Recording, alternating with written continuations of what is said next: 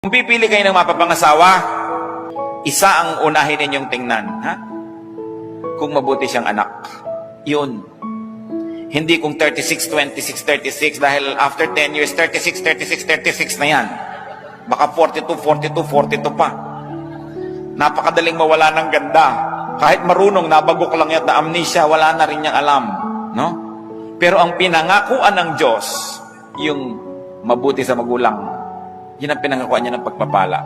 Gusto niya na magiging matahimik na buhay, magiging magandang ama o ina ng inyong magiging anak, tingnan niyo muna kung mabuting anak. Kung pabalang-balang sumagot sa magulang niya, tapos pagkakaharap ka, akala mo bulaklak na hindi makalabit, naku, arte lang yan. Kung ang sariling magulang na pinagmulan niya ay kanyang susuwailin at di niya gagawa ng mabuti, makakaasa ka ba na magiging mabuti sa iyo yan? Titingnan ninyo kung mabuting anak. Yun ang una ninyong titingnan. Kasi may pangako ang Diyos sa mga mabubuting anak. At madadamay kayo doon. Kung siya hindi mabuti, damay kayo. Kung siya mabuti, kasali rin kayo sa pagpapala.